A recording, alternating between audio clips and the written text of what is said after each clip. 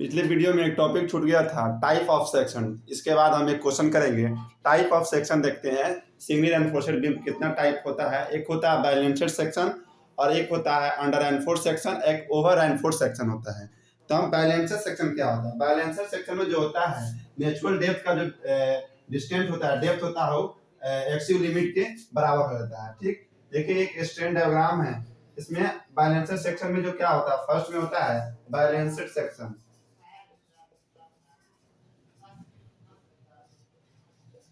Balanced section इसमें क्या होता है, इसका कंडीशन क्या होता है, कंडीशन याद रखना आपको। कंडीशन जो होता है एक्सिव, जो नेचुरल डेप्थ होता है एक्सिव लिमिट के बराबर हो जाता है। ये सब न्यूमेरिकल बनाने के समय काम देगा आपको। और दूसरा जो सेक्शन होता है एक under reinforced section. Under reinforced section, इसमें देखिए क्या होता है। अंडर रेनफोर्स्ड सेक्शन में जो होता है ना, इसमें एक्सिव लिमिट जो होता है ज्यादा होता है नेचुरल डेप्थ से। ठीक, एक्सिव लिमिट यहाँ से देखिए अंडर रेनफोर्स्ड सेक्शन यहाँ तक ही आ रहा है, ये कहीं यहाँ तक आता है। यहाँ देखिए यहीं पे आ जाता है, तो इसका नेचुरल डेप्थ कहाँ होता है, छोटा होता है, इसको एक्सिव होता है। देखिए यहाँ एक्सिव लिमिट से कम हो जाता है। इसमें क्या होता है, कंडीशन क्या होता है, इसमें एक्सिव जो लिमिट होता है वो एक्सिव से ज्यादा हो जाता है। ठीक, एक और सेक्शन होता है क्या, under over reinforced section. Over reinforced section, तीन टाइप का सेक्शन होता है। ये ओवर रेनफोर्स्ड सेक्शन देखते हैं, इसमें क्या होता है। ओवर रेनफोर्स्ड सेक्शन में देखिए ये जो वैल्यू होता है यहाँ पे कितना होता है, ये इसका स्टील ऑफ कंक्रीट का हाँ क्या होता है, स्ट्रेन इन स्टील, ये 0.02 प्लस 0.87 FY/ES। ES क्या है, यंग मॉडुलस ऑफ स्टील। ठीक, ये डिपेंड करता है, ये बैलेंस्ड में बराबर होता है और बैलेंस्ड में बराबर होता है। अब देखिए अगर अंडर रेनफोर्स्ड सेक्शन में ये यहाँ आ रहा था, पहले यहाँ इतना वैल्यू करता था, अब यहाँ आता था। तो अंडर रेनफोर्स्ड सेक्शन में ये जो एक्स होता है ग्रेटर हो जाता है, बैलेंस्ड सेक्शन में बराबर हो जाएगा। ओवर रेनफोर्स्ड सेक्शन में ये निगेटिव हो जाता है। वो आप देखिएगा पता चल रहा है। देखिए यहाँ अंडर रेनफोर्स्ड सेक्शन में ये स्ट्रेन ऑफ स्टील का इतना है और वैल्यू यहाँ बढ़ गया इतना, ग्रेटर देन इससे ज्यादा हो जाता है। अब बैलेंस्ड में क्या होता है, ये बराबर रहता है। अब ओवर रेनफोर्स्ड सेक्शन देखते हैं। ओवर रेनफोर्स्ड सेक्शन देखते हैं, यहाँ थोड़ा डायग्राम उल्टा सीधा बना है, थोड़ा इसके के साथ बनाइएगा, अब समझने की कोशिश कीजिए। बस ये वैल्यू आएगा यहाँ पे, यहाँ देखिए कम हो जाता है।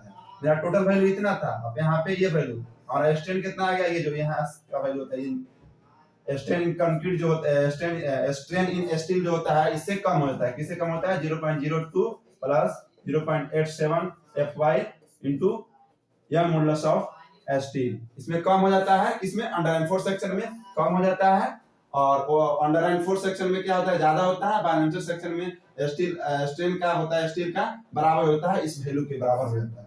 और ओवर रेनफोर्स्ड सेक्शन में देखते हैं एक्सिव लिमिट, इसको आगे बढ़ाते हैं। ये मेरा कितना हो गया, एक्सिव हो गया। अब देखिए इसमें एक्सिव लिमिट यहाँ है और पूरा ये एक्सिव हो गया। हम किस में देख रहे हैं, ओवर रेनफोर्स्ड सेक्शन देख रहे हैं।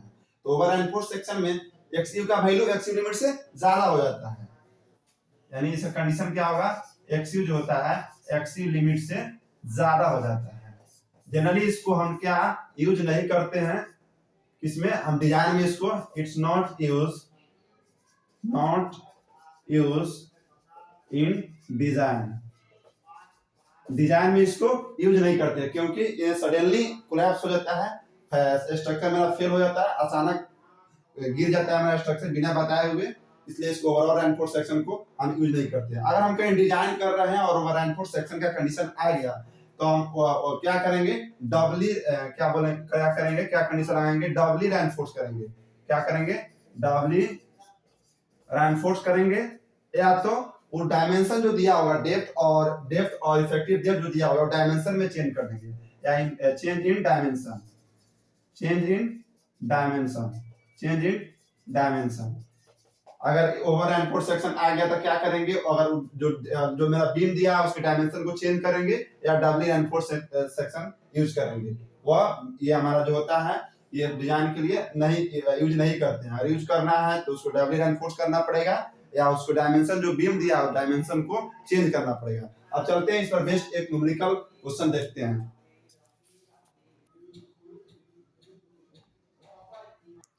चलते हैं हम इस पर बेस्ट एक क्वेश्चन न्यूमेरिकल क्वेश्चन करते हैं। क्वेश्चन हम पढ़ देते हैं, अगर क्वेश्चन मुझे तक कमेंट कीजिएगा, हम क्वेश्चन प्रोवाइड कर देंगे। क्वेश्चन है determine the depth of neutral axis of a beam section of 250 mm into 400 mm, size of reinforced with 3 20 mm diabars of F25 grade steel. The beam is made by of M20 concrete और effective cover of reinforced beam is 40 mm। देखिए क्या क्या इसमें दिया है, हम इस पर डाटा को लिखते हैं। हमको क्या फाइंड करना है, फाइंड के लिए क्या करना है, गिवन क्या दिया है। एक हम सेक्शन बीम बना लेते हैं।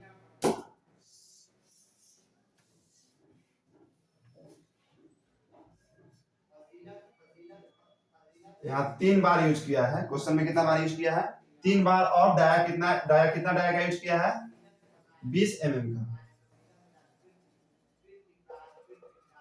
और ये इफेक्टिव कवर भी हमको दिया है, कितना दिया है, ये इफेक्टिव कवर दिया है हमको 50 mm का।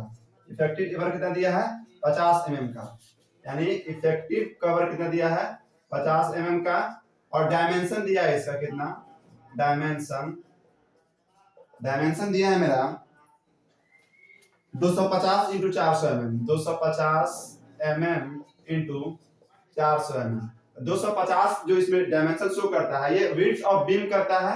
और ये 400 mm जो होता है एक्चुअल डेप्थ करता है, ना कि इफेक्टिव डेप्थ। ये अगर डायमेंशन क्वेश्चन में दिया होगा 250 mm 400, यानी मेरा विड्थ ऑफ बीम शो कर रहा है, और 400 जो शो कर रहा है ओवरऑल डेप्थ कर रहा है, ना कि इफेक्टिव डेप्थ। इफेक्टिव डेप्थ क्या होता है, ये होता है, ओवरऑल डेप्थ यहां से लेके यहां तक होता है। तो मेरा ये जो बी का वैल्यू दिया है कितना, जो बी का वैल्यू दिया है 250 mm, ठीक। और ओवरऑल जो डेप्थ दिया है मेरा यहाँ तक, ना कि इफेक्टिव डेप्थ।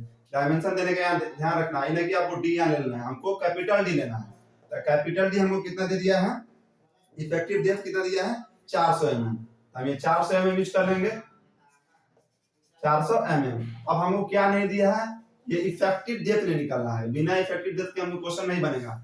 देखिए हमको क्या निकालना है, ये पूरा दे दिया है, एक्चुअल डेप्थ ऑफ बीम का दे दिया है, ठीक। ये 3 बार का दिया है, 3 गो स्टील बार प्रोवाइड कर रहा है। इसको हम लिखते हैं 3 इंटू 20 ये नोटेशन होता है, यानी 3 हम स्टील बार यूज किए हैं बीम में, और तीनों के प्रत्येक का डायमीटर कितना है, 20 mm का। ये नोटेशन होता है जनरल।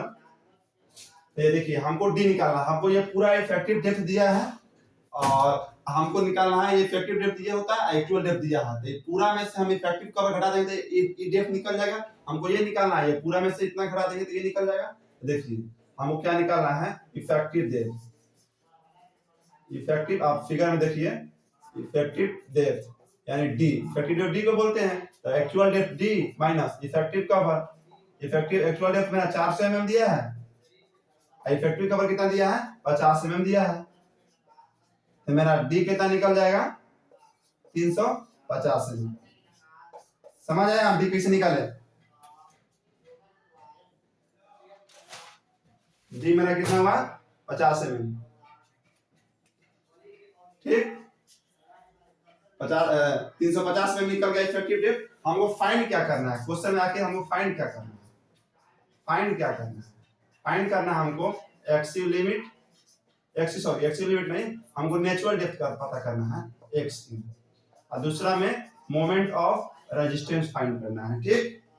तो हमको एक्सिव फाइंड करने के लिए आपको बताए थे, क्या करते हैं, टोटल कंप्रेसिव फोर्स को टेंसाइल फोर्स के बराबर कर देते हैं। हम करते हैं कंप्रेसिव फोर्स को टेंसाइल फोर्स के बराबर, क्योंकि यानी सी को स्टेप 1 हम मानते हैं। पहला स्टेप क्या करेंगे, कंप्रेसिव फोर्स को टेंसाइल फोर्स के बराबर कर देते हैं।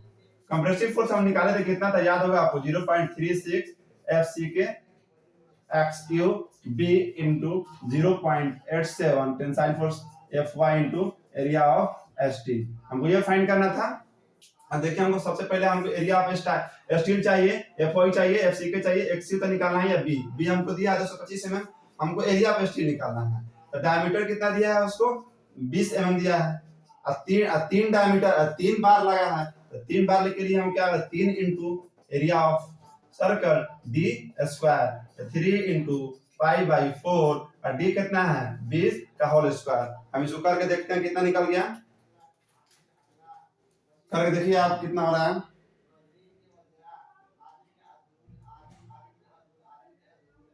पाई इंटू कितना का स्क्वायर है 20 का स्क्वायर भागे 4, ये आ जाएगा 314.15। देखिएगा सही है, निकाले है ना, तो एरिया ऑफ मेरा एसटी निकल के आ कितना होगा 314.15 mm²। ठीक, एक क्वेश्चन में हमको दिया हुआ था M20 कितना यूज करना है, क्वेश्चन पढ़ लेते हैं एक बार हम भी। M20 और Fe M20 और Fe 250 यूज करना है। तो हम बताए थे ये कैरेक्टरिस्टिक स्ट्रेंथ बताता है, यानी M20 कहने का मतलब मेरा क्या हुआ, FCK का वैल्यू कितना निकल गया 20। ये होता है न्यूटन पर mm², इसको ध्यान रखिएगा। और हमको क्या दिया था Fe 250, यहाँ से यील्ड स्ट्रेंथ यानी Fy बताए थे, यील्ड स्ट्रेंथ ऑफ स्टील, ये कितना हो जाएगा 250 Nm पर mm²। ठीक, अब यहाँ सब वैल्यू हमको मिल गया, उसमें पुट करते हैं डायरेक्ट, यहाँ से XU निकल के आ जाता है 0.87 Fy into area of steel, नीचे क्या जाएगा 0.36 FCK इंटू बी। हम सारा वैल्यू पुट करते हैं, क्या निकल जाएगा 0.87 250, Fy का वैल्यू 250, एरिया ऑफ स्टील निकाले थे 314.15, नीचे 0.36, कैलकुलेशन आप इस बात 20 हो गया, एफसी का वैल्यू, बी का वैल्यू कितना हो गया 250। इसका वैल्यू पुट करके बताइए कितने आंसर आ रहा है हमको। यहाँ से x का वैल्यू हो जाएगा, आप कैलकुलेट कीजिएगा तो x का वैल्यू हो जाएगा 75.85। क्या हो जाएगा 75.85 मीटर में कि mm में, mm में, सारा वैल्यू mm में पुट किए थे, तो मेरा xu जो वैल्यू आएगा वो भी क्या हो जाएगा xu में 75.85 mm हो जाएगा।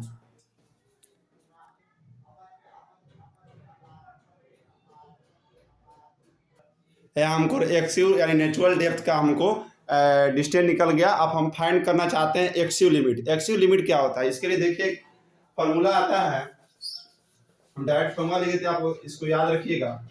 जो हमारा XU लिमिट जो होता है, XU लिमिट जो होता है 0.53 डी क्या है इफेक्टिव डेप्थ, ये किसके लिए होता है Fe20 50 के लिए, और XU लिमिट 0.48 डी जो होता है ये किसके होता है Fe 415 के लिए, और ये XU लिमिट 500 के लिए हम यूज करते हैं 0.46 डी इंटू ये होता है Fe 500 के लिए होता है।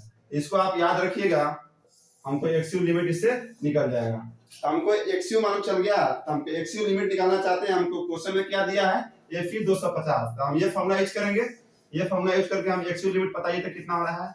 XU लिमिट हमको कितना निकल जाएगा, डिजाइन करना बहुत सारे, इसमें सब कुछ निकालेंगे। XU लिमिट हम क्या करेंगे, निकालिए XU लिमिट, इसके लिए क्या हो जाएगा 0.53 इंटू डी कितना हो जाएगा, डी में आ जाएगा 350, डी का वैल्यू कितना निकाले थे हम 350, क्योंकि 4 में से 50 में 350 आएगा, तो 350 इंटू मेरा 0.53। ये फॉर्मूला क्यों यूज किए, क्वेश्चन पर डिपेंड करता है कि कौन ग्रेड दिया हुआ है, ग्रेड ऑफ स्टील क्या दिया, हमको ग्रेड ऑफ स्टील 250 दिया है, इसलिए हम ये वाला फार्मूला को यूज किए हैं।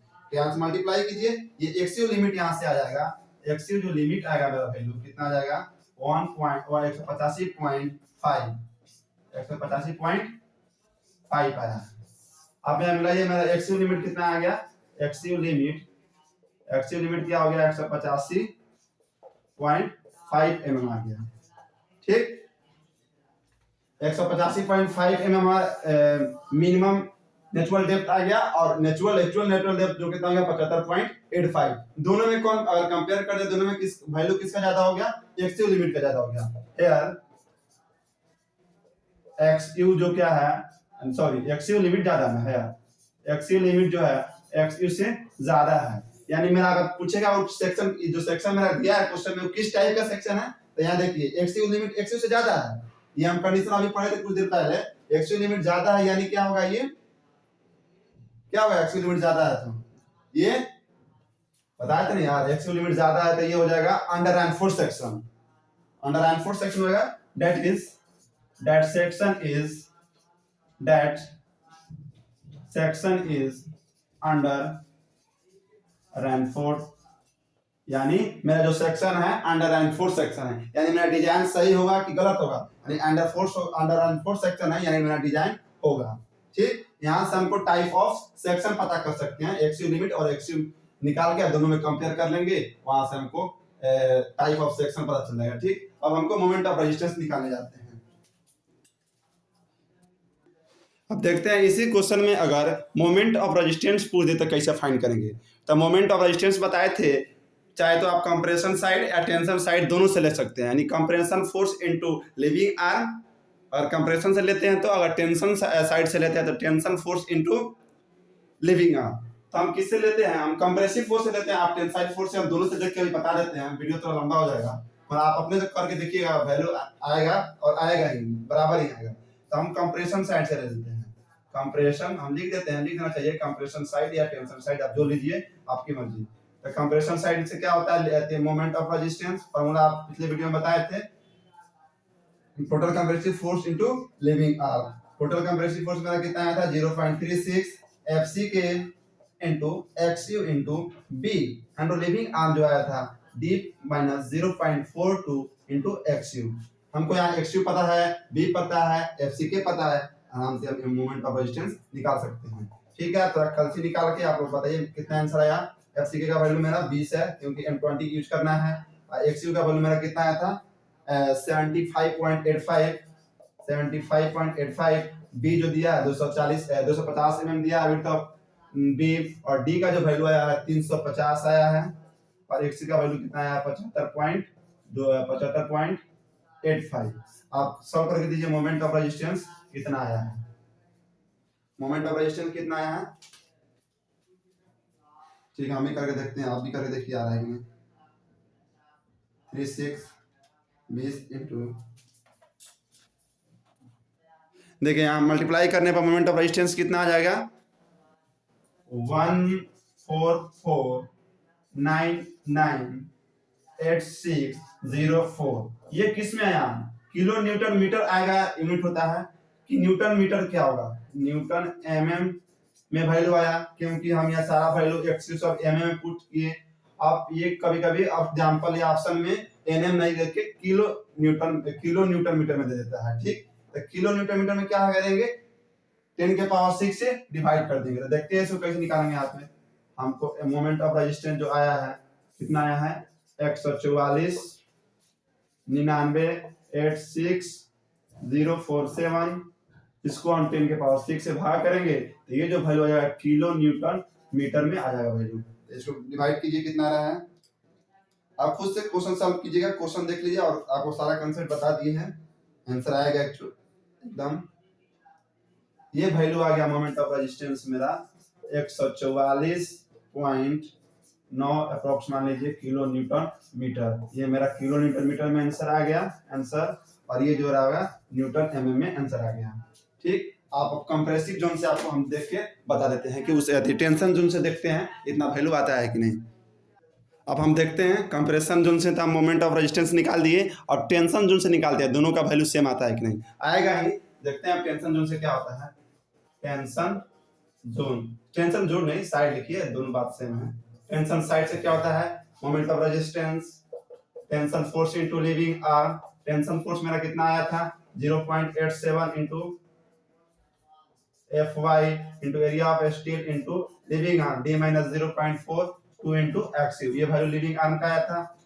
यहाँ पे आप कैलकुलेट निकालिए और बताइए कितना Fy मेरा ग्रेड ऑफ स्टील कितना है 250, एरिया ऑफ स्टील कितना आया था, एरिया ऑफ स्टील 3 गो बार है तो 3 into area of circle d कितना है pi square r square into d का वैल्यू कितना है 350 माइनस 0.42 इनटू एक्सिव का वैल्यू कितना आया था मेरा 75.85 इसको सॉल्व करके बताइए कितना मोमेंट ऑफ रेजिस्टेंस आ रहा है किलो न्यूटन मीटर में बताइएगा हमको। ठीक, तो सॉल्व कीजिए कितना आ रहा है आंसर, कितना है बताइए moment of resistance tension side से। देखिएगा आप कैलकुलेशन थोड़ा कुछ गलती होगा देख लीजिएगा, अपने से कैलसी से कर लीजिएगा। अगर वहाँ पे एरिया निकालें तो क्या करेंगे 3 बार्स है तो एक सर्कल का एरिया क्या होता है पाई/4 इंटू डी स्क्वायर इंटू 3 कर देंगे, पूरा ओवरऑल एरिया ऑफ स्टील निकल जाएगा। तो वहाँ से एक्सियल लिमिट भी निकाल देंगे, कंप्रेशन फोर्स को टेंशन फोर्स से इक्वल कर देंगे, एक्सियल निकल गया। उसके बाद हमको एक्सयू लिमिट निकाल लेंगे। हर ग्रेड के लिए एक्सयू लिमिट का वैल्यू बताए थे, अलग अलग होता है। दोनों को कंपेयर करते हैं कीजिएगा, वहाँ से टाइप ऑफ सेक्शन पता चल जाएगा। उसके बाद थर्ड स्टेप में हमको मोमेंट ऑफ रेजिस्टेंस निकालना है। तो मोमेंट ऑफ रेजिस्टेंस में क्या करेंगे, या कंप्रेशन साइड या टेंशन साइड से निकालेंगे, दोनों से सेम वैल्यू आएगा। तो कंप्रेशन साइड से क्या होता है 0.36 FC के एक्सी into b into living arm होता है। लिविंग आर्म का डिस्टेंस वैल्यू कितना होता है डी माइनस 0.42 इंटू एक्सी, वहाँ से निकाल लेंगे। अगर टेंशन साइड से आपको निकालने का मन है तो tension force into living arm यानी 0.87 into f y into area of steel into living arm b minus 0.42 into x u. यहाँ कैलकुलेट कीजिएगा, कुछ वैल्यू आएगा, मेरे पास अभी कैलसी नहीं है, देखिएगा कितना आंसर आया है। और फिर यहाँ कंप्रेशन साइड से निकालिएगा तो क्या हो जाएगा, कंप्रेशन साइड से 0.36 FC के into x u b into d minus 0.4 x u. Area आपको निकाल, यहाँ से FC के मालूम है, एक्स यू मालूम था, बी मालूम है, डी मालूम है, एक्स यू मालूम है। यहाँ से निकालिएगा किलो न्यूटन एमएम में निकालिए करने के लिए 10 के पावर 6 से डिवाइड करिएगा। ये जो वैल्यू आप निकालिएगा तो ये एनएम आएगा, न्यूटन एमएम में आएगा। इसको किलो न्यूटन मीटर करने के लिए 10 के पावर 6 से उल्टा कीजिएगा तो ये जो आ जाएगा वैल्यू किलो न्यूटन एमएम में आ जाएगा। ठीक, दोनों देखिएगा, दोनों वैल्यू सेम आएगा। ठीक है, आप क्वेश्चन का प्रैक्टिस कीजिएगा। आज के लिए इतना ही, थैंक यू।